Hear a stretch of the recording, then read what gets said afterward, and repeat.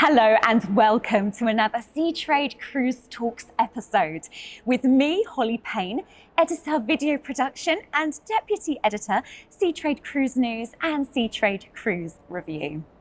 I am delighted to be joined today by Figen Ayan, president of MedCruise, who is going to talk to me all about sustainability, why it's so important, and especially what it means to her moving forward. So Figen. Hello, Ollie. Sustainability is something that you have spoken about throughout your time as president of MedCruise. Perhaps you could tell me why it's something that you feel very passionately about. First of all, I would like to say that we approach sustainability in a holistic manner. So I like talking about a holistic approach, a more human approach as well. And it's very important for me because when I started visiting all the dignitaries in the European Commission in Brussels, I realized that they didn't know what the ports, what the destinations, and what the cruise industry overall was doing far before the 2030 or the 2050 targets. We have to keep in mind that we are welcoming thousands, sometimes millions of passengers to our hometown, where we lived, where we got married, where we had our social and family connections, and we are delighted to share it with the outside world, but we want to share it in a mindful and an eco-conscious manner, as much as the outside world, but the outside world also, or the visitors, have to understand the dynamics and the needs of every single community, which is very particular from any other ports. Thank you, Figen.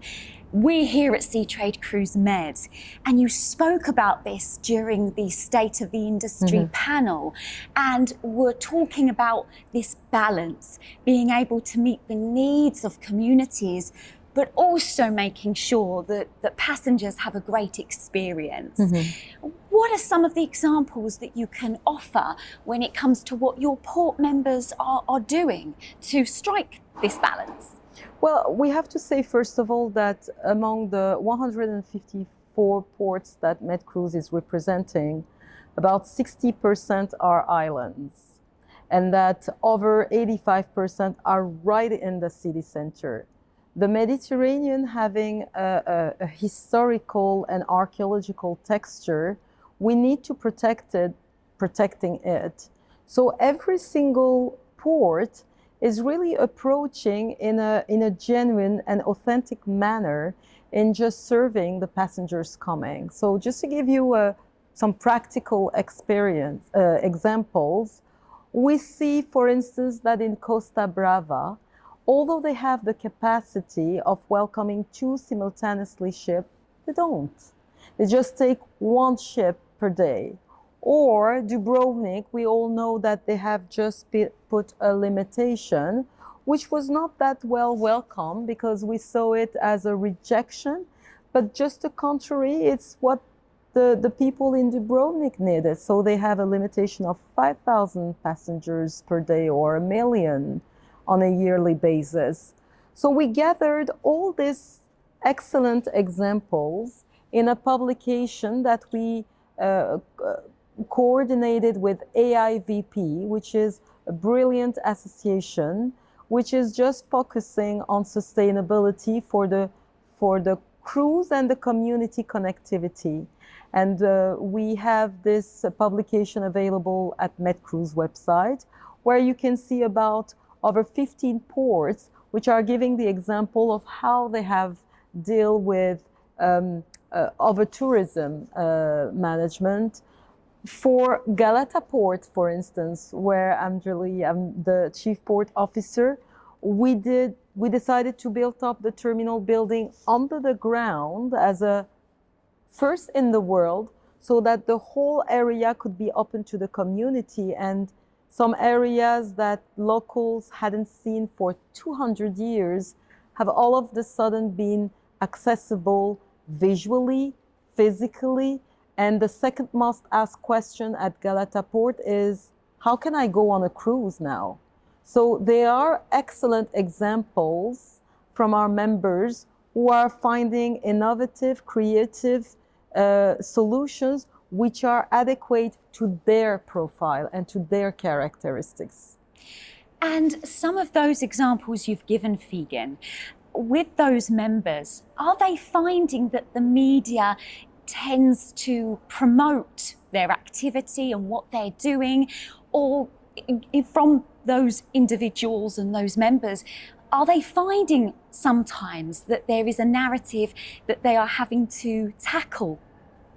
I think that we need all together in a common way to spread the words, and to make sure that all these activities that are not known, I'm pretty sure. And yesterday at the end of the panel, many people approached me and told me that we didn't know what it was. And we have the same situation for the EU, who didn't know that actually there were so many different type of ports, and that they were very different type of also ships. And when we're talking about cruise ship, it's not only big size ships. We have 400 ships which are very different from each other. So the media has to be a kind of a spokesperson so that we can have a kind of common message, and all the associations are key for it as well. And perhaps you could tell us a little bit about your website, because I know that as part of this commitment to sustainability, that you've made some changes, and it ties in with some of the research that a couple of the board members have been doing to try to piece together what's available at the ports. Thank you for this excellent question, because it's a very long and a very dedicated work that we did with MedCruise, the Secretariat, and all the parties involved. What we have done is, first of all, reflect all our data. I mean, data is really important to have a clear understanding of the needs of the ports. So we did a partnership with a company called SAMI, where we have right now all the industry will be able to see in a clear manner the passenger flow over the years for every single port member. And that's brilliant, because we are recording a lot of statistics for years. Secondly, what we have done is also to map everything. We have the ability of mapping all the surveys that we have done that you mentioned. Valeria and Jamil work with CMR, which is an excellent Italian company, which did an extensive survey, and we realized really with numbers how many port members will be ready for the EU targets in 2030, and we have been able to share, as we said at the State on in the Industry, that 30% of our ports will be OPS. Other thing is, from a holistic point of view and a social point of view, we're attaching a lot of importance to the crew members. All the members will be able to see what the neighborhood port is doing for the crew: free Wi-Fi, free excursions, discounts in the shops if there are any. So this is another thing. But the thing which is really dear to my heart is definitely the career opportunity as well. There will be a section dedicated, there is already a section dedicated for anybody who is looking to enter in our beautiful industry. The cruise industry will be able to see the job opportunities from the cruise line perspective, but also from the port member perspective. So it will be actually a 2-page where they will be able to see all the job opportunities, and that's brilliant for me. Fantastic. I can tell that you're very happy with that website. Oh, yes. It looks great. And I would like really to thank the Secretariat for making a great job and a dedicated job as well. Oh. I'd like to focus now a little bit on what your work with the Global Sustainable Tourism Council.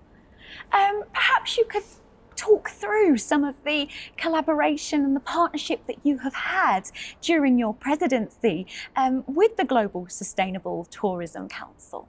So GSTC is a key role model, I would say, and I approached them really early at the beginning of my presidency. GSTC had done, and Ioannis will explain it in further details, but the thing which was really interesting for me is that they had created a kind of certification system for hotels, sustainable certification system for hotels, but also actually for excursions. And these models were just applied on national level. For instance, Turkey just acquired their services on a national level for all the hotels in Turkey, and thousands of hotels have been tracked, filtered to see how they were approaching sustainability, extract also some best practices. So the idea is just to implement a kind of collaboration which is on modular system, so that at the end of the day, we can maybe think of creating a sustainable certification for all the ports, because I want to make sure that it's not only OPS or LNG supply, which is important, but it's also the non-tangible, the soft sustainable or the social sustainable aspect that all these ports are deploying, which should be highlighted. And GSTC is just a perfect partner just to spread it or just to create a certification for that. And do you see that close partnership with the GSTC continuing moving forward? Well, I think that it will be for the benefit of MedCruise. We are just at the end of my mandate, but I'm pretty sure that the president of MedCruise will be sensitive to sustainability, because this is not a word. This is really something that we are all putting on practice far before the EU decided to put some targets and some regulations.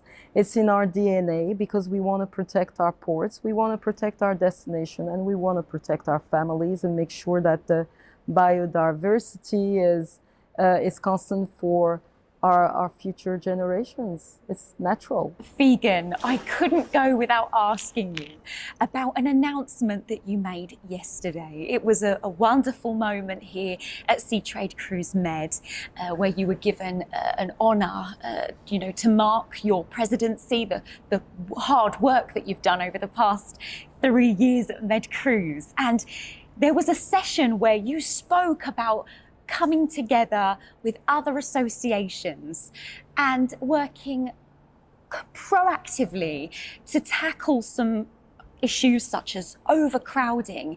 So in view of your commitments to sustainability, how do you see that continuing and, continuing your legacy? Well, first of all, I have again tears in my eyes, and I'm getting very emotional. And I would like really to thank the whole team of Seatrade. I love this industry, and I think that we have the possibility of spreading how beautiful things we're doing in this in our particular professions all around, and Seatrade is such a great advocate for it. So I would like to really heartfully thank each and all of you for this recognition. I think that the associations are just like a big family, where you can just settle, find a peaceful and a trustworthy family, where you're exchanging the challenges that you are facing. So MedCruise is just a great platform, but we saw over the years, and I saw personally over the years, that all the other associations in the neighborhood, Cruise Europe, Cruise Britain, Cruise Norway, are all dedicated as much as we are to make sure that we have some beautiful destination, again, that we want to share with the outside world. So it was a kind of natural just to get together and just to enlarge a little bit the family and enlarge it a little bit bigger. And maybe actually we will go over ocean and just reach out for our friends in the Caribbean, because actually at the end of the day, we are doing the same thing wherever we are in this globe. So this legacy, and I remember when we did our first interview at the beginning of my mandate, I wanted to have a legacy, and I'm happy to see that in Union, we are looking at the same angle and from the same window, and it's really exciting. So the family is getting bigger. Well, that's wonderful. And you've introduced so much during your time at MedCruise as president of MedCruise. So I know that this is something that will continue to endure. I mean, are there any other steps that you would like to see taken moving forward with the association? I know that it means a lot to you, you know, and your port members, and it's a very close community that you share. Is there anything else that you would like to see continuing? Any other changes or enhancements that you would have liked to have seen? And well, I started with a motto, which was our diversity, our strength, regardless the nationality, the faith, the belief, just to be in union and to embrace this diversity in a very inclusive manner. And I would love this diversity to merge regardless the nationalities. Because at the end of the day, what we're trying to do is just to welcome everyone in our port. So I really want this diversity to maintain in a harmonious manner. Thank you so much, Thank Figen. you very much. It has been a pleasure speaking with you. Thank you very much for joining us. I hope you've enjoyed this Seatrade Cruise Talks episode. To find out more, follow seatrade-cruise.com, and you'll be able to listen to podcasts and see videos and just keep up with all the latest news and industry trends. Thank you.